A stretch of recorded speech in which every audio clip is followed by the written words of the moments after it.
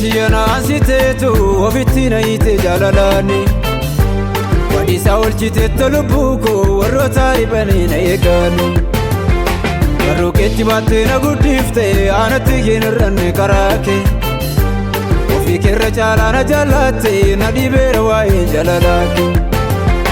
Ofii keetti yanaasiteetu ofitti na hiite jaalalaani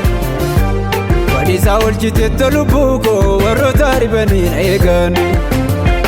Garuu keetti baattee na guddifte aanatti hin irranne karaa kee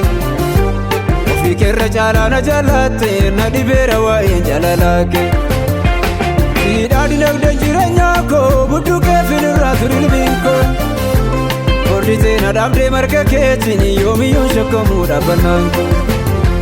Harka keen banameera cufaan koo inni baarii kootiif abdataamoo Afaan koo dubbachiiftee ulfina nama iddoo gaditti tuffatamu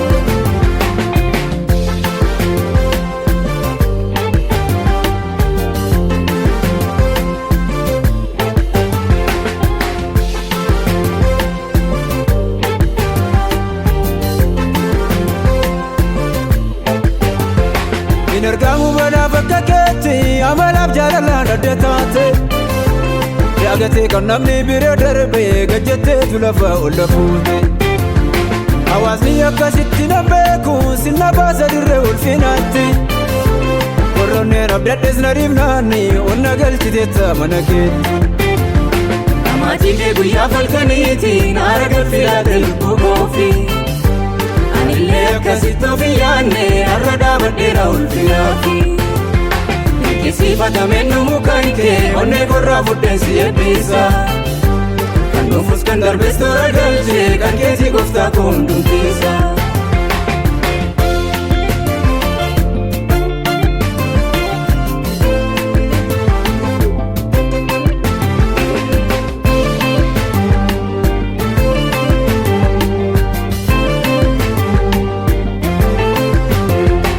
Dadhaabe yemmuun gadi taa'ee amilee dubbatee kan na kaasu Toora keen jabaataa mamileen koo si malee adeemuuf waliin kaasu Keessummummaan dhumnee gadi hin baa'u manni kee waan hundumaan guutuudha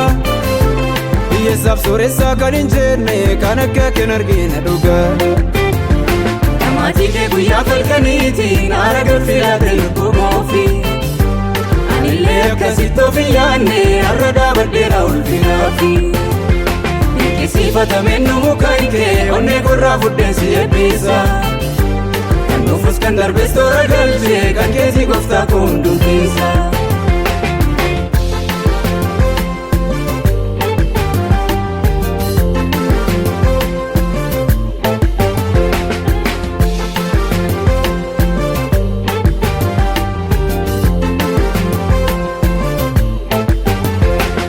Keessa garaa adeemeeni gaafa numna dabee gadi taa'e Bita koo mirga koo ilaalaani guyyaanis sanatti dukkanaa'e Naaf taatee si argeera dhugaadha dudduubaan hirkannaa amansiisu Akka keefan jiraadhe kanaafu seenaa keetii kan na dubbachiisu Namaatii kee guyyaa falkaniitiin aara galfilaate lubbuu koofi Anillee akkasitti of hin yaanne har'a dhaabadheera ulfinaafi